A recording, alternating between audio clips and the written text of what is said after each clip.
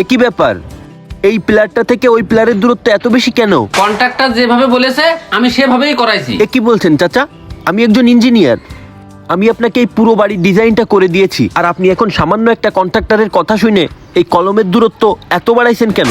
এই ইঞ্জিনিয়ার সাহেব শোনেন, আমি যেভাবেই করি না কেন আপনার সাথে কৈফিয়ত দেবো নাকি? আমি আপনাকে কৈফিয়ত দেওয়ার কথা বলি নাই তো। আপনি এই বাড়িটা 10 তলা করবেন, এখন আপনি যদি সামান্য কন্ট্রাক্টর দিয়ে এই বাড়িটা করান, সে কি এই বাড়িটা ভালোভাবে করতে পারবে? আমার বাড়ির চিন্তা আপনার করা লাগবে না, আমি এখন থেকে কন্ট্রাক্টর দিয়েই কাজ করাবো, আপনার দিয়ে কোনো কাজ করাবো না। আমাকে দিয়ে করাবেন না মানে? পুরো বাড়ির ডিজাইনটা আমি আপনাকে করে দিলাম, আর এখন আপনি বলছেন এই সামান্য কন্ট্রাক্টর দিয়ে আপনি বাড়ি করাবেন?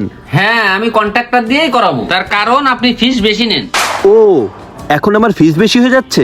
আপনার এই বাড়ি করতে কমসে কম 10 কোটি টাকা খরচ হবে, আর আপনি এই কন্ট্রাক্টর দিয়ে করাচ্ছেন। সে এই বাড়ি করা সম্পর্কে কি জানে? আপনার বাড়ির ডিজাইন আমি একদম ভালোভাবে করেছিলাম, আর আপনার এই যে কলমের ফ্রেমটা, এটা লোহার বডি হওয়ার কথা ছিল, আপনি এই কাঠ দিয়ে কেন করাইছেন? কত বড় ক্ষতি আপনি করেছেন সেটা কি আপনি জানেন? এ ভাই, আপনি উল্টাপাল্টা কথা বলতেছেন কেন? এই বাড়ির কাজ সম্পর্কে আমার অনেক অভিজ্ঞতা আছে, এরকম হাজার হাজার বাড়ির কাজ করে আসছি আমি। ভাই, আপনি কন্ট্রাক্টর, আপনার অভিজ্ঞতা থাকতে পারে, কিন্তু আপনার লোকাল কাজ আর এই কাজ সম্পূর্ণ আলাদা।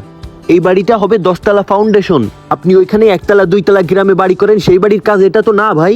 এই ইঞ্জিনিয়ার সাহেব, আপনি বেশি কথা বলেন না তো। আপনি যে বিল্ডিংটা আমারে 10 কোটি টাকায় কমপ্লিট করে দিতে চাইছিলেন, সেটাই আমার এই কন্ট্রাক্টর 7 কোটি টাকায় করে দিতে চেয়েছে।